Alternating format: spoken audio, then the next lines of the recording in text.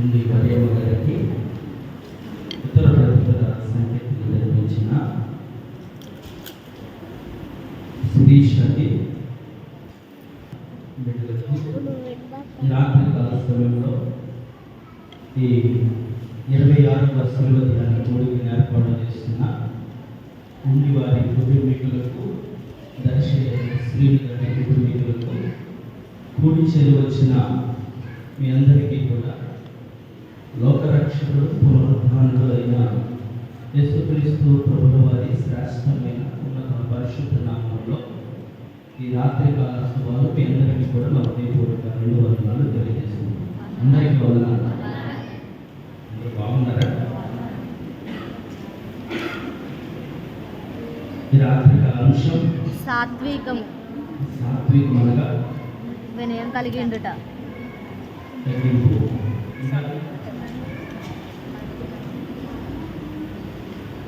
అందరూ తగ్గించుకోవాలి. ఎదుటి వారిని హెచ్చించే అంతగా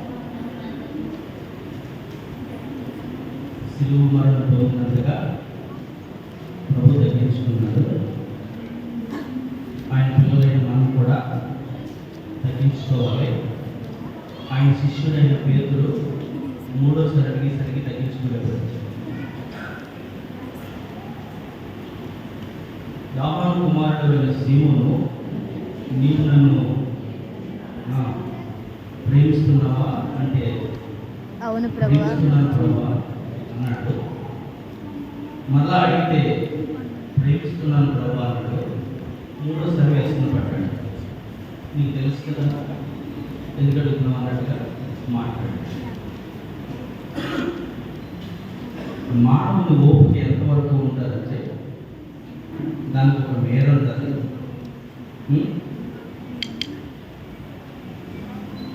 ఆ మేర దాటిపోయినప్పుడు ఆ సహనం అనేది ఓపిక అనేది తగ్గిపోయినప్పుడు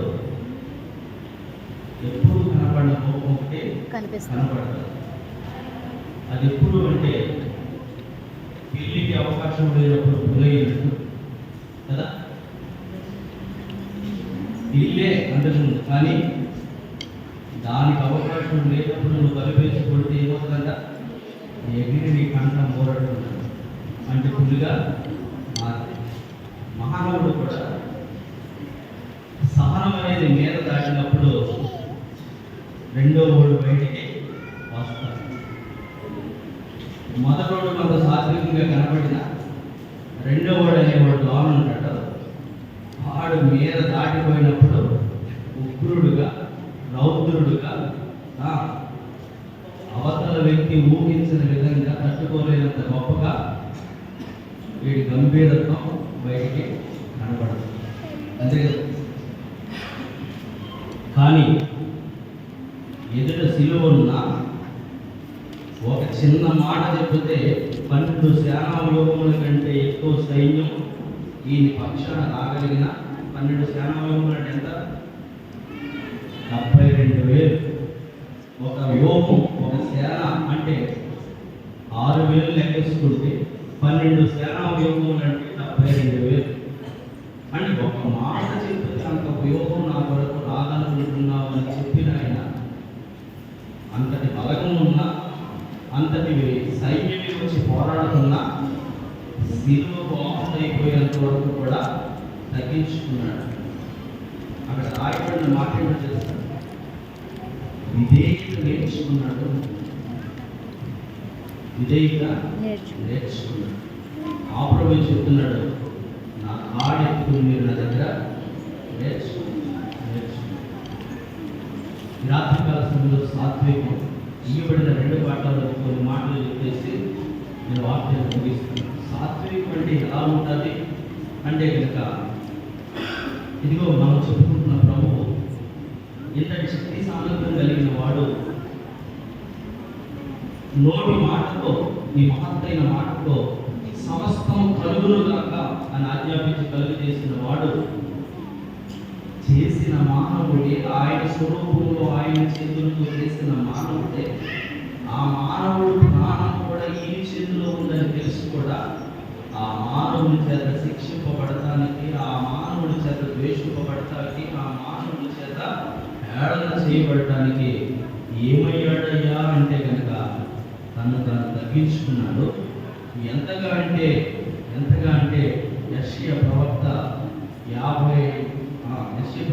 ఆయన పుట్టక ముందే ఇంచుమించు 725 సంవత్సరాల క్రితమే 53వ అధ్యాయంలో 10వ వచనంలో అనుకుంటా, శిలువ మరణం పొందడానికి గొర్రె పిల్ల మౌనంగా ఉన్నట్టు, బొచ్చు కత్తిరించి వాని ఎదుట మౌనంగా ఉన్నట్టు అన్ని చేయగలిగిన దేవుడు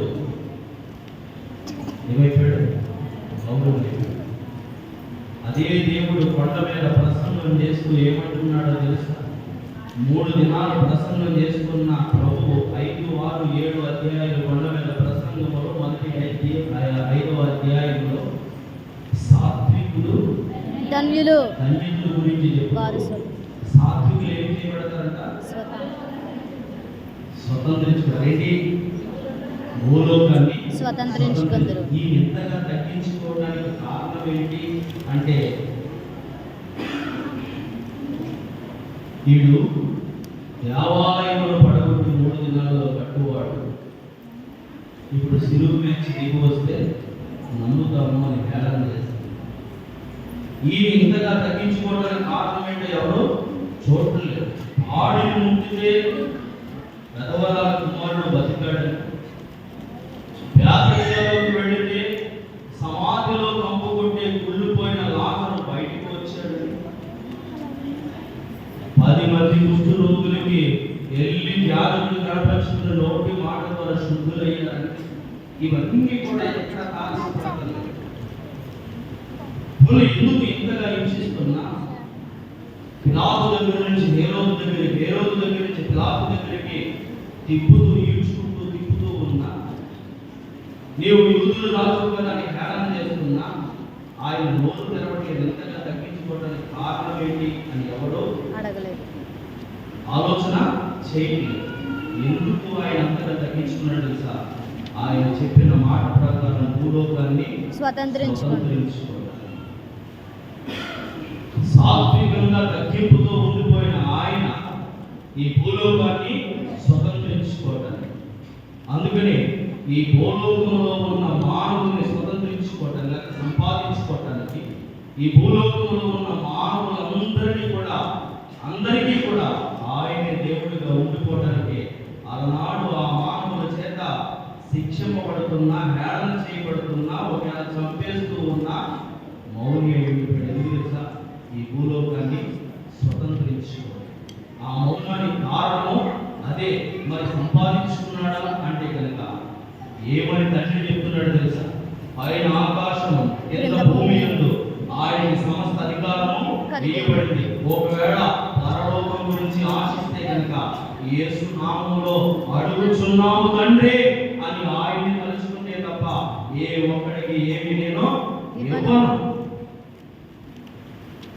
ఆ నామమును ఉచ్చరించకుండా నన్ను ఏమడిగినా ఇవ్వను. ప్రతి మోకాలు ఆయన నామములో పొందవలసింది, ఆయన నామాన్ని ఒప్పుకోవలసింది. ఆ మౌనం కారణం ఏంటో తెలుసా? ఆ సాత్వికానికి కారణం ఏంటో తెలుసా? ఇదిగో భూలోకానికి భగవంతుడు అవ్వడానికి, భూలోకాన్ని స్వతంత్రించుకోవడానికి చెప్పిన మాట ప్రకారంగా సాత్వికులు ధన్యులు, వారి భూలోకాన్ని స్వతంత్రించుకున్నారు. భూ ప్రపంచానికి ఈయన తప్ప వేరే రక్షకుడు లేడు. ఇక పాత నిబంధన పాఠ్య భాగంలో నీవు నేను ఆలోచన చేస్తే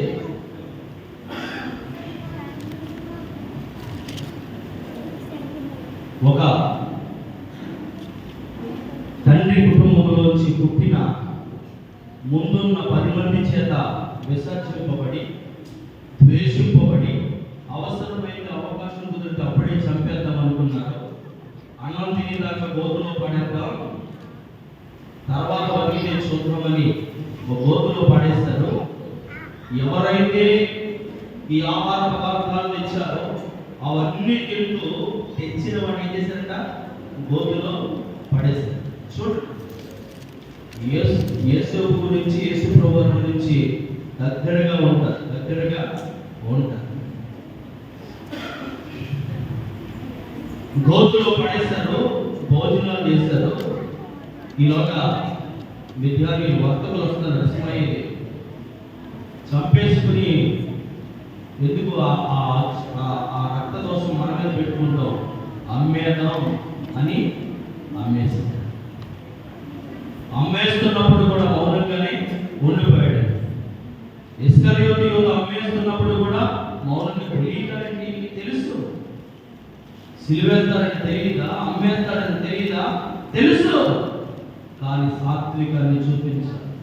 సాత్వికం తదుపరి ఏముంది అంటే కనుక సమస్త మానవ కోటిని నేను స్వతంత్రించుకున్నాను. అలాగే అన్నల గురించి ఎన్నో దర్శనాలు చెబుతున్న యోసేపును కూడా ఏం చేయాలనుకున్నారు తెలుసా? యేసు ప్రభుని చంపినట్టే చంపేయాలనుకున్నారు.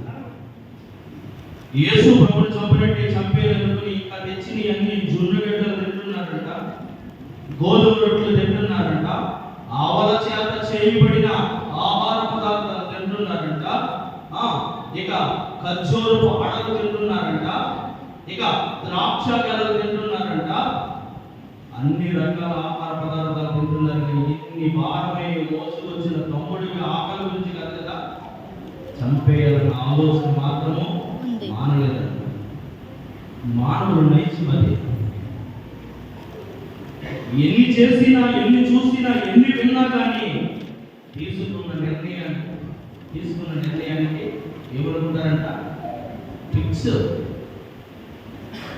అలాగే అనుకున్నారు. ఈలోగా ఆ ఇస్మాయిలీలు వస్తూ ఉంటే వెలగట్టి యోసేపును అమ్మేసిన యోసేపు పోతీఫరు ఇంటిలో పనివాడి కింద, కొడుకున వాడు పనివాడి కింద వచ్చాడు. వాడిగా పనిచేస్తూ కనిపెడుతూ ఉన్నప్పుడు తన యథార్థం వచ్చింది, నమ్మకం కలిగింది. సమస్తాన్ని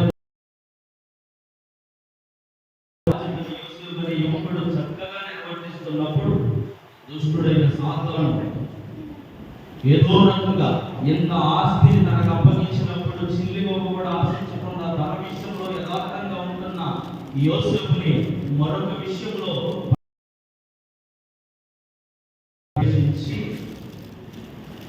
ఇతని శరీర దారుత్వాన్ని చూసి, ఇతని ఆకార అందసంధాలను చూసి మోహించిన ఆమె నాతో పౌడించు అని ఏమంటున్నారా? ఆదేయపడుతున్నారు, బతుకులాడుతున్నారు. బ్రతుకులాడు ఆర్డరేషన్ ఒప్పుకోలేదు. బతుకులాడినా తప్పించుకుని పారిపోయిన గురించి తర్వాత వచ్చి యజమానుడికి చెబుతాడు. యజమానుడు నన్ను ఇక విడిచిపెట్టేస్తాడు, విసర్జిస్తాడు, చంపేస్తాడు ఇక ఆలోచన కలిగి ఇదిగో బానిసగా తీసుకొచ్చిన హెబ్రీయుడిని హేళన చేస్తాడు. ఆ హెబ్రీయుడు యాగం చేతనే ఏమైపోదును, వాడు యాగం చేశాడని నిరూపించడానికి నేను కేకలు వేస్తే పై వస్త్రాన్ని విడిచి పారిపోయాడండి. పట్టుకున్నారు యేసు. పట్టుకుని పోతీఫరు అడుగుతున్నాడు, లేదా చుట్టూ ఉన్నవారు కొడుకు అడుగుతున్నారు. అక్కడ పడి మౌనంగా ఉండిపోయాడు. నోరు తెరవలేదు. చెప్పుకున్నాడా? ఒకవేళ పడితే కష్టం, నా అన్నను విసర్జించిన దానికంటే ఇది పెద్ద కష్టము కాదు. నా అన్నలే నన్ను చంపేయాలనుకున్నారు, బానిసగా బ్రతకడం కంటే చచ్చిపోవడమే మేలనుకున్నాడు. కానీ ఒక పోతీఫరు భార్యను తల్లిగా చూశాడు, సహోదరిగా చూశాడు.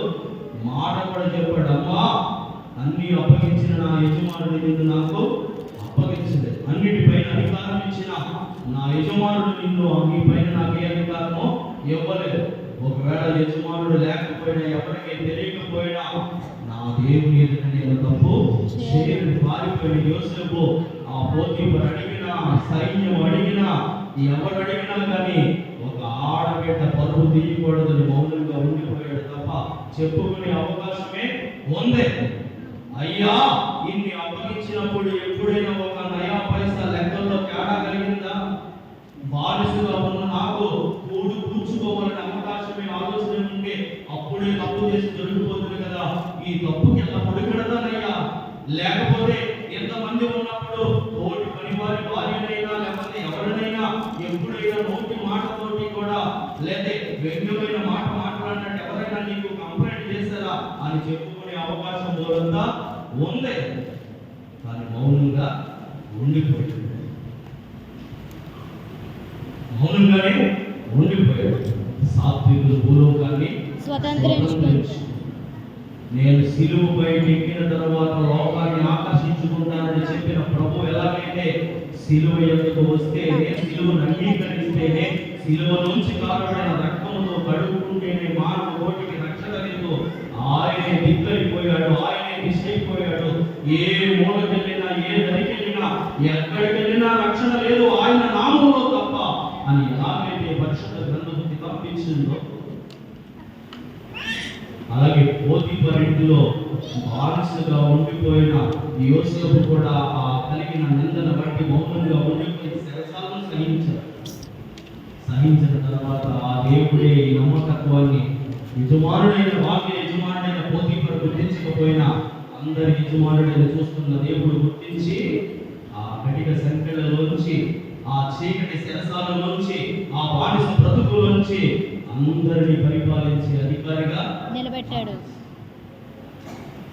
బానిస ఇప్పుడు దేశ ప్రధానిగా మారిపోయాడు.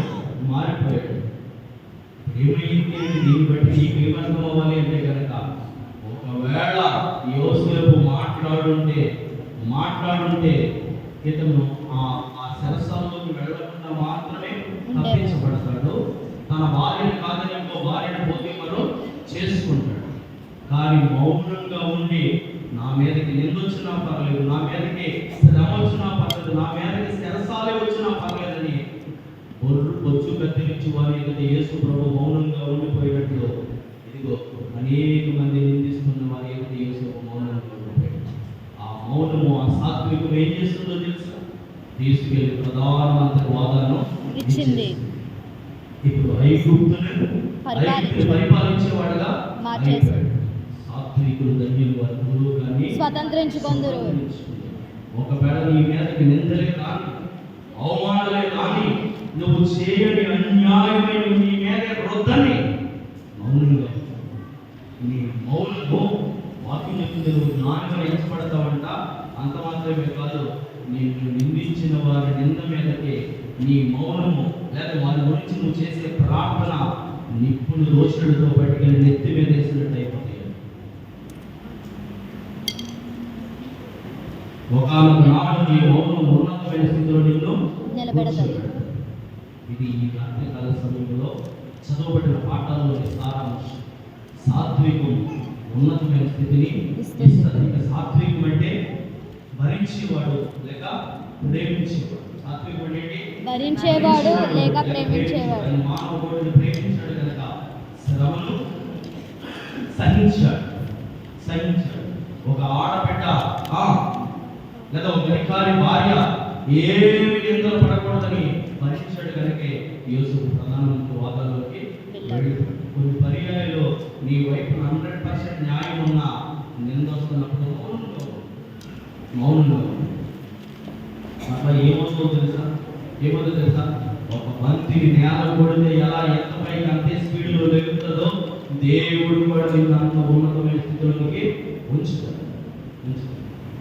దూరంగా ఇసిరేవాడు అనుకుంటున్నాడంట, ఇవ్వించేవాడు అనుకుంటున్నాడంట, అవమానించేవాడు అనుకుంటున్నాడంట, ఈ బంతిని విసిరే అతను గోడ వేసి కొట్టేస్తున్నాడు అనుకుంటాడు. కానీ అదే స్పీడ్లో మళ్ళీ ఆ బంతి వస్తుంది. అలాగే నీవు నిర్మించబడుతున్నప్పుడు, అవమానించబడుతున్నప్పుడు ఆ మౌనాన్ని కలిగి ఉంటే అంత ఉన్నతమైన స్థితిలో దేవుడు నిన్ను నిలబెడతాడు. కొన్ని మాటలు చెప్పేసి వాక్యాన్ని ముగిస్తాను. చదివిన సువార్త పాఠ్య భాగం 50వ వచనం చదువు. యేసు చెరికాడ నీవు చేయవలసినది చేయమని అతనితో చెప్పగా, వారి దగ్గరికి వచ్చి ఆయన మీద పడి ఆయనను పట్టుకొని, ఇదిగో యేసు కూడా ఉన్నవారిలో ఒకడు చేయి చాచి, యేసుతో కూడా ఉన్నవారు సాత్వికుని రాత్రి అంశం సాత్వికుడు లాగిపోతూ ఉంటే ఈయన మౌనంగా ఉండిపోయాడు. కానీ పక్కన ఉన్న పేదలు కానీ ఎదుర్కొనేది బయటకు వచ్చేసి వనుకునేవాడు చెవి తెగ. అయ్యా, మనకు ఉండవలసింది సాత్వికం, తగ్గింపు, బలాబలాలు చూపించుకునేది కాదు. ఒకవేళ ఆయుధం అనేది ధరిస్తే, కత్తి అనేది పట్టుకుంటే దాని చేత మన అంతం అనేది మరలా వస్తుంది. ఏది విత్తుతావో అదే కోస్తావు. ఏ ఆలోచన అయితే చేస్తున్నావో అదే ఆలోచన నీ మీద చేయబడుతుంది. ఏ కొలత కొలుస్తున్నావో అదే కొలత కొలవబడుతుంది. ఇవన్నీ అంతే. అదే చెప్పాడు ప్రభు, ప్రేమించవా ప్రేమించబడతావు. నీ సహోదరుని ప్రేమించవా దేవుని చేత నువ్వు ప్రేమించబడతావు. అది గుర్తెరుగు అని చెబుతున్నాడు. ఆ చెవుని బాగుపరిచాడు. పేతురు హితబోధ చెప్పాడు, ఏ నేరం చేయి మౌనంగానే. ఆ సాత్వికుడు కీర్తనల గ్రంథం 55వ అధ్యాయం 11వ వచనం చదువు.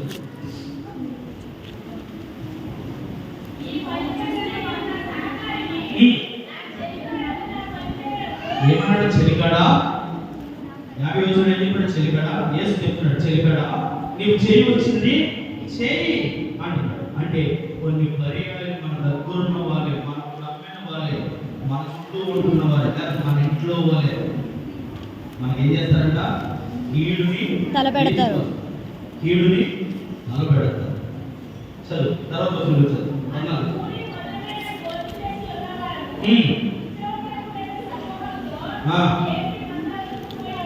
ఎన్నో పర్యాయాలు దేవుడితో ఉన్నవాడు 300 సంవత్సరాలు ప్రయాణపోయినాడు. కానీ మనం చెప్తాను సరిపడ. అలాగే చిన్నప్పటి నుంచి 10 మంది తర్వాత పుట్టిన యోసేపుని చిన్నతనంగా చూడలేకపోయాడు, కలలు కంటున్నాడని, జరగబోయే దర్శనాలు దేవుడిస్తే చెప్తూ ఉన్నాడని, చిన్నవాడు కడసరడు లేదా బెన్యామీను కంటే ముందు పుట్టినవాడు అని ఏమాత్రం దయాదాక్షణ లేకుండా చంపేయాలనుకుంటారు. చుట్టూ ఉన్నవారు కొన్ని పర్యాలు అలాంటి ఆలోచనలే చేస్తారు. ప్రభు కూడా అదే బాధపడుతున్నాడు. ఇదిగో ఈ పని చేసిన వాడు, నన్ను నమ్మేసిన వాడు, లేదా ఈ నోట్లో వచ్చి నా మీద పడి ఈడ్చిపోతానికి కారణం ఎవరు తెలుసా? వెనకాదు ముక్కాదు మనతో మన చెలికాడే. మన చెలికాడే నన్ను నమ్మేస్తాడు. మనతో పాటు పోస్ట్ చేసిన వాడు, అనగా పోస్ట్ చేసిన వాడే. అనగా మన చుట్టూ ఉన్నవారే, మనకు తెలిసిన వారే ఇలాంటి పనులు చేస్తారు. అవి నా మౌనంగా ఏం పర్లేదు. ఎవరి గురించి తెలిసినా, ఎవరి అంతరంగం బయటడినా, లేదా నీకు నష్టం చేస్తున్నారని నీకు అర్థమైన మౌనంగా దేవుడు ఉన్నతంగా నిన్ను నిలబెడతాడు. చదువు అపోస్తలుల కార్యముల గ్రంథం 1వ అధ్యాయం 16వ వచనం.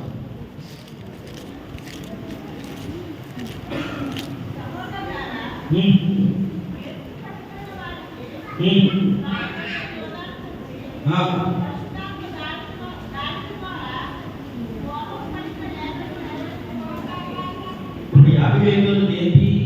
దావీదు పలికిన లేఖనము నెరవేరిందని అపోస్తలుల కార్యముల గ్రంథంలో పౌలు గారు లేదా అపోస్తలులు దాన్ని మళ్ళా ప్రస్తావిస్తున్నారు. అయితే ఏంటి ఇప్పుడు ఏంటంటే వాడికి ఇచ్చిన విలువైన అవకాశాన్ని కోల్పోయాడు కనుక ఆ స్థానం భర్తీ చేయడానికి మనలో ఒకడు శిష్యులుగా చేరడానికి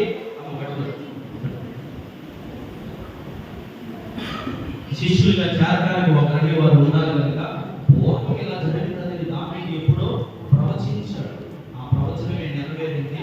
దేవుని మాట నిరంతరము కార్యంతో అపోస్తలులు మరలా సీట్లు వేయడానికి 12వ శిష్యుని ఏర్పాటు చేసుకోవడానికి ఈ మాటలు చెప్పుకుంటున్నాడు. చదువు యోహాను సువార్త 18వ అధ్యాయం 10వ వచనం.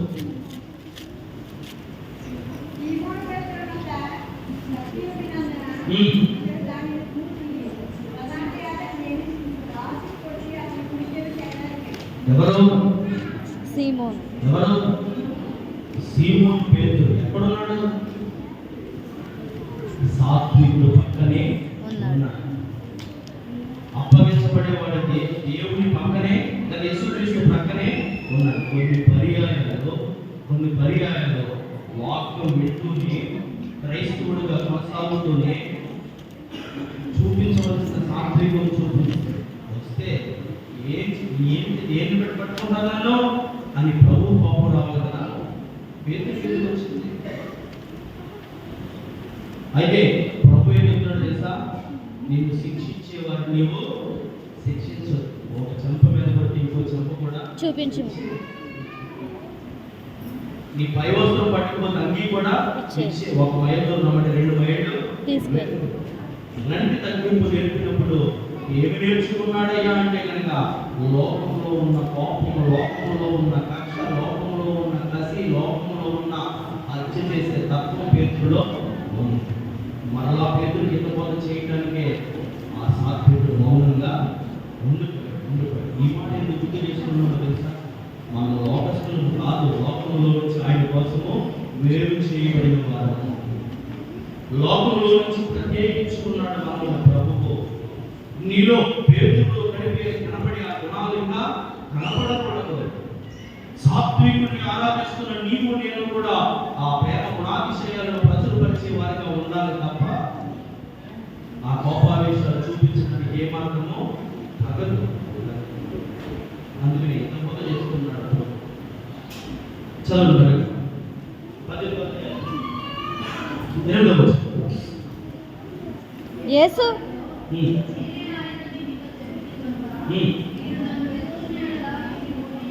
సాత్వికుడు ఏం చెప్తున్నాడు తెలుసా?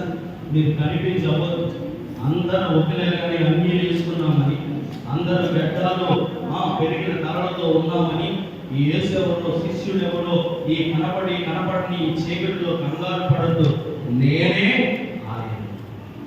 అంటే ఈ సాత్వికుడికి మరొక గొప్ప లక్షణం ఏంటో తెలుసా? ఆయన చంపేయడానికి ఈడ్చుకుపోయిన వారు వస్తే, కొట్టి కొరడాలతో కొట్టి హింసించే వారు వస్తే వారికి ఎత్తుకునే కష్టం కలగకుండా, వారు ఇబ్బంది పడకుండా నేనే అంటున్నాడు. అందుకని ఆయనే చెప్పాడు, ఒక చెంప మీద కొడితే ఇంకో చెంప చూపించు అన్నాడు. అందుకనే ఆ సాత్వికుడు ఎలాగా లేఖనం నెరవేరుతుంది, ఎలాగా నన్ను ఈడ్చుకుని పెడతారో ఈరోజు మీరెందుకు ఇబ్బంది పడతారు? నేనే ఆయన. అంతటి సాత్వికుడు, అంతటి దర్శింపు కలిగిన వాడు. ఆ ప్రభు గుణాతిశయాల గురించి మాట్లాడుకుంటూ ధ్యానం చేస్తున్న మన జీవితంలో ఆయన పిల్లలుగా ఆ DNA ఉండాలి కదా, ఆ గుణాతిశయాలే ఉండాలి కదా, ఆయన దగ్గరే మనము ఉండాలి కదా. అలా ఉంటే కనుక నన్ను బట్టి ప్రభువు సంతోషిస్తాడు. లేకపోతే పేరుని హెచ్చరించినట్లు మరొకసారిగా హెచ్చరించన్నా సరిచేస్తాడు. ఇంతవరకు అన్నీ తెలిసి అలా ఉన్న పేతురు లాగానే ఆ కోపావేశాలు నేను ప్రభు కొన్ని పర్యాలు మనం అనుకుంటాం, మన పక్కన న్యాయం ఉన్నప్పుడు ఆ న్యాయాన్ని బట్టి చదవలేదు కదా, మనం తప్పు చేయలేదు. అలాంటప్పుడు బాగుందని ఎదురాడి వాళ్ళతో మీరు పోరాడదు, వాళ్ళు మౌనంగా ఉంటారు. ఒకవేళ కొట్టేస్తూ ఉంటే నేను ఈటిని అప్పగించేస్తాను కదా, నా పిల్లలకి మీరు కూడా ఆసాత్మికాన్ని చూపించండి. తదుపరి వచ్చే బహుమానం మీకు ఉన్నతంగా ఉంటారు. కొరింథీయులకు రాసిన 2వ పత్రిక 10వ అధ్యాయం 6వ వచనం.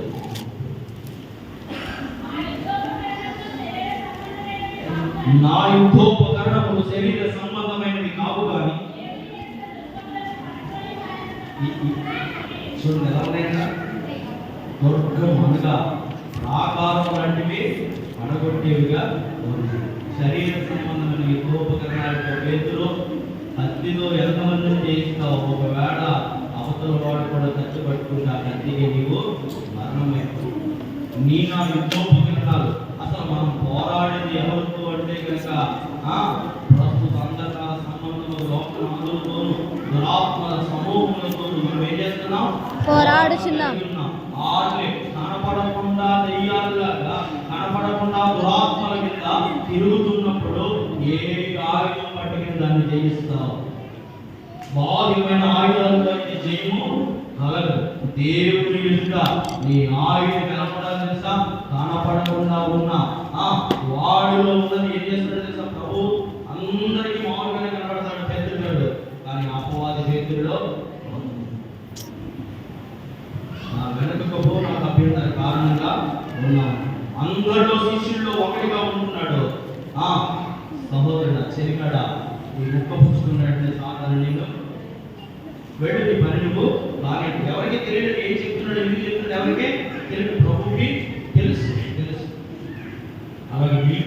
కూడా పోరాటం అనేది బాహ్యమైనటువంటి సహోదరుడు కాదు. ఒకవేళ నీకు జ్ఞానం ఉంది, అతని వ్యక్తి జ్ఞానం లేదు కనుక ఆ జ్ఞానం లేని వాడి జ్ఞానాన్ని బట్టి నువ్వు కూడా వాడు ఏదైనా చేస్తే నువ్వు కూడా జ్ఞానం లేని వాడిగానే అయిపోతావు. సామెతల్లో చక్కటి మాట వెంటనే 2 మాటలు ఉంటాయి. ఏంటో తెలుసు, మూర్ఖుడికి తన మూఢత చొప్పున సమాధానం 26 సమాధానము ఇమ్ము, లేకపోతే వాడు నాని అనుకుంటాడు. కొన్ని పర్యాయాలు మూర్ఖుడు విర్రలేకపోతూ ఉంటే సమాధానము ఇవ్వాలి. అపవాదనే వాడు వచ్చి వాక్యాన్ని ముందు పెట్టి 91వ అధ్యాయంలో మోషే ప్రార్థన చేయలేదా, నీ పాదములకు రాయి తగలకుండా దేవదూతలు ఎత్తు పట్టుకుంటారని చెప్పలేదా?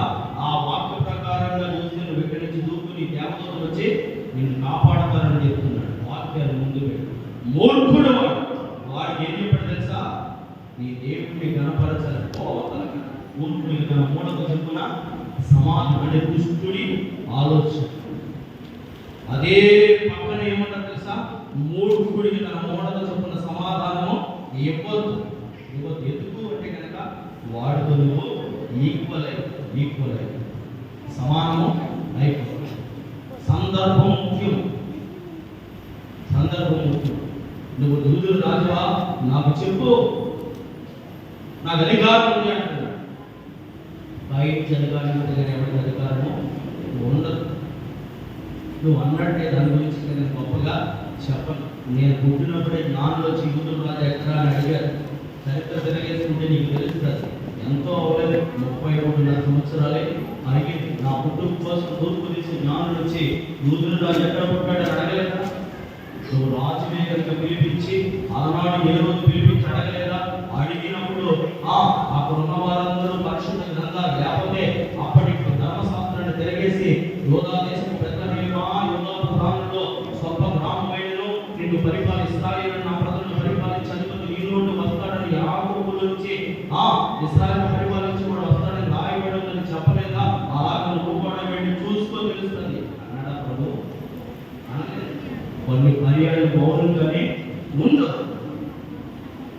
ఆడితో మాట్లాడకుండా నువ్వు మాట్లాడవలసిన అవసరము లేదు. ఆడికి నీకు సమానము అయిపోతుంది. వితండవాదం పెట్టుకోవాల్సిన అవసరము లేదు. దేని గురించి ధ్యానం చేస్తున్నామో తెలుసు. సాత్వికం గురించి ధ్యానం చేస్తున్నాము. సాత్వికులు ధన్యులు, వారి గురువుని స్వతంత్రించుకుంటారని చెప్పుకుంటూ వచ్చాం. అదే సాత్వికాన్ని శిలువ మరణం పొందేందుగా తగ్గించుకున్న ప్రభువు ఈ ప్రపంచానికి రక్షకుడుగా అయిపోయాడు. ఆయన నామం ఒప్పుకుంటే తప్ప, ఆయన ఇంట్లో మోకాళ్ళు వదిలితే తప్ప ఏ నామం భూమి మీద మానవ కోటికి రక్షణ లేదు. తన ఎదుట 100% నిజాయితీ ఉన్నా నోరు తెరిచి ఆ విషయం చెప్పకుండా యోసేపు మౌనంగా ఉండిపోయి సరసాలైన సరించడానికి ఇష్టపడ్డాడు. చూస్తున్న దేవుడు ఒక రోజుని విడుదల చేసి సింహాసనాన్ని ఎక్కించాడు. సాత్వికుడిగా ఉన్న యోసేపును ఏం చేశాడు? ప్రధానిగా చేశాడు. నీవు కూడా నేను కూడా దేవుడు ఏం చెప్తున్నాడు తెలుసా? ఆ సాత్వికాన్ని కలిగి ఉంటే ఒకరిని నిందించేవారు, అవమానించేవారు ఉన్నా కానీ నీ మౌనం నీవు ఒక రోజు స్థితిలోకి నిలవబెడతాడు. నీవు నేను పోరాటంలో ఉన్నా, పోరాడడానికి బాహ్యమైన పేరులు పెట్టుకున్న కత్తి లాంటి యంత్రోపకరణాలు అవసరం లేదు. దుర్గంలో పడబడితే యుద్ధోపకరణాలు దేవుడు మనకి ఇస్తాడు. ఏంటి ఆ యుద్ధోపకరణాలు అంటే కనుక ప్రార్థన చేయి. అపవాది ఏం చేస్తాడు తెలుసా? ప్రార్థన ఉన్నాడు వాడు ఎక్కడ కూడా నిలబడడు, కాలిపోతాడు.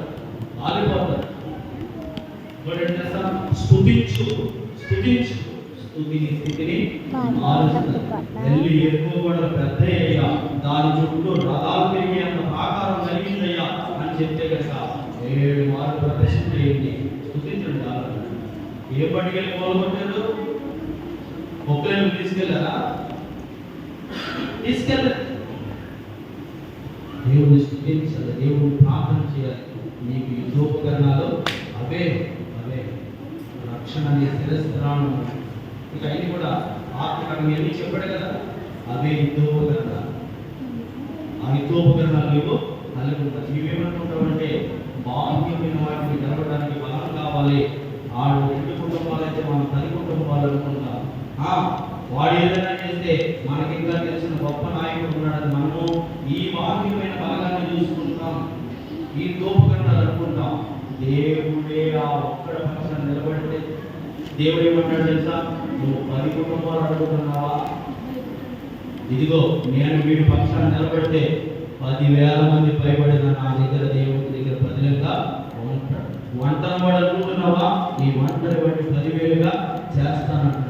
లేదా నీ ఆస్తి పాస్తులు ఉన్నాయి, ఉన్నతంగా ఉన్నాననుకుంటున్నావా? ఈ గంట కుప్పల మీద ఉన్నవాడిని సింహాసనం ఎక్కిస్తాను. దేవుడిని నేను లేవనెత్తాను. దేవుడికి అసాధ్యమైన ఏది కూడా లేదు.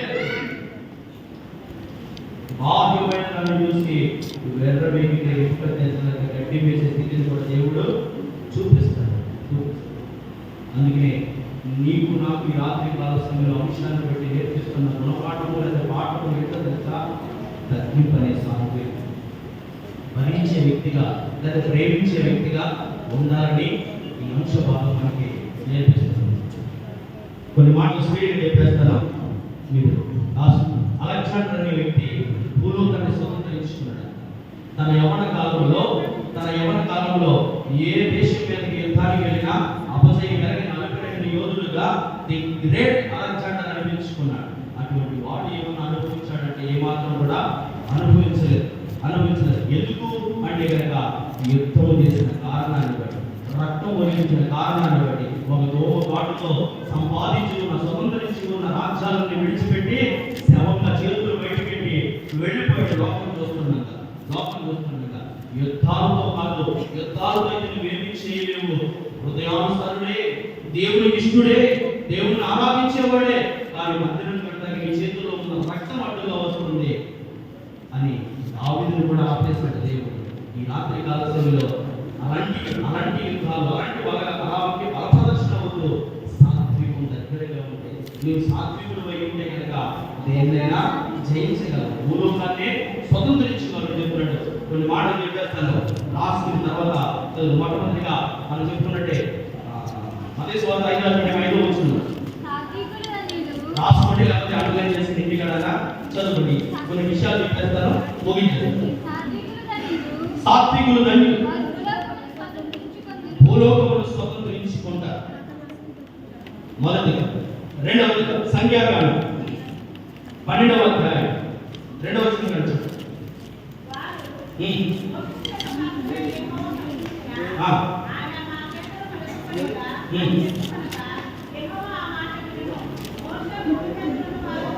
చూడండి, బైబిల్ చూడండి. ఎవరు అంటే కనుక మిరియాము మోహరుని చెప్తున్నారు, కానీ దేవుడు ఏమంటున్నాడు చూడండి.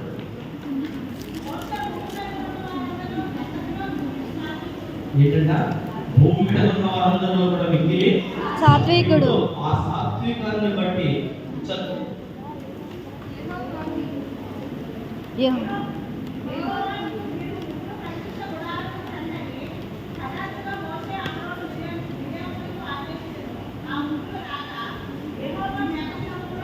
సరే, ఇంటికి చదువుకోండి. దేవుడు మిరియాము గురించి, కలిపేసిన దృష్టి గురించి మాట్లాడుతున్న సందర్భం అది. మోషే గురించి చెప్తున్న మాట ఏంటో తెలుసా? దేవుడు ఏం చేస్తున్నాడంట? సాక్ష్యం ఇస్తున్నాడు. రెండవదిగా మొట్టమొదటిగా భూలోకాన్ని స్వతంత్రించుకుంటే, రెండవదిగా సాత్వికము దేవుని చేత సాక్ష్యాన్ని పొందుకుంటారు. మూడవది యాకోబు రాసిన 3వ అధ్యాయం 11వ వచనం.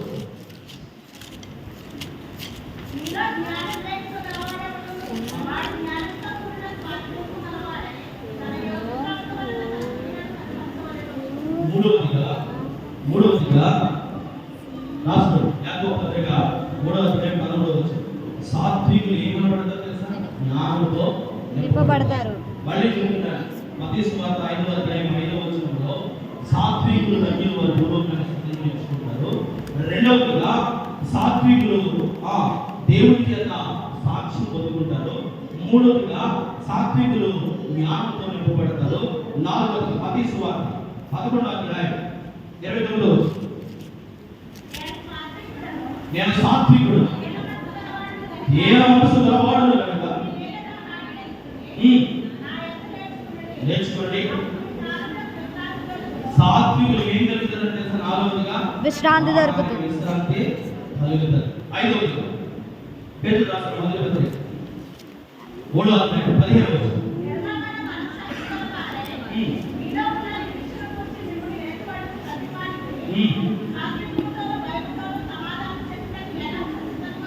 సాత్వికులు ఎలా ఉంటారో తెలుసా? ఎల్లప్పుడూ సిద్ధముగా ఉంటారు. ఇప్పుడు వస్తే ఇప్పుడు దగ్గరికి వెళ్ళిపోతారన్న నమ్మకం వారికి ఉంటారు.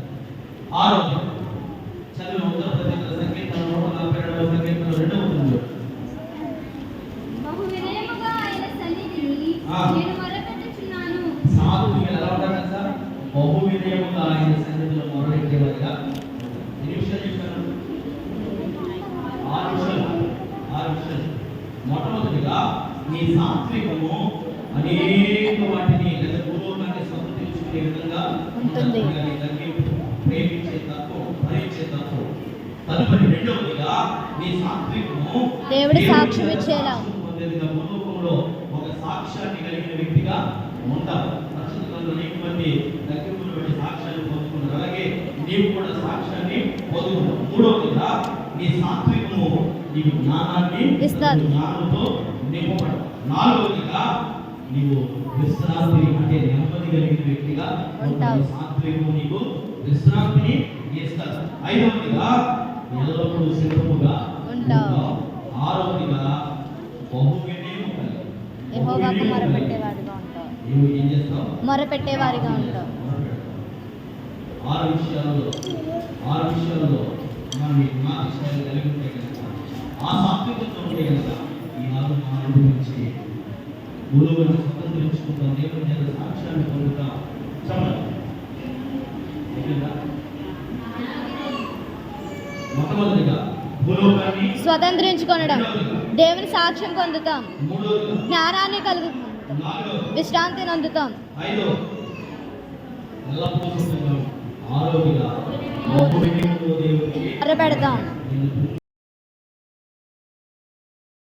మాట్లాడుతున్నాడు. ప్రభుత్వం మాట్లాడాలి.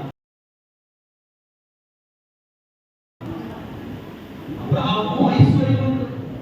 తన ఇంటిలో పనిచేసే ఎంత శూరులు, తన ఎంత అలవర్చబడిన వారు 318 మంది నలుగురు రాజుల సైన్యాన్ని జయించగలిగిన శక్తి సామర్థ్యాలు అందరి పనులు కలిగిన వాడు.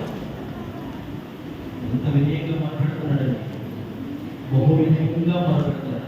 నేను దుమ్ముని ధూళి మాట్లాడా మీ నా సాధ్యం ఉంటే ఈ 6 విషయాలు అనుభవిస్తున్న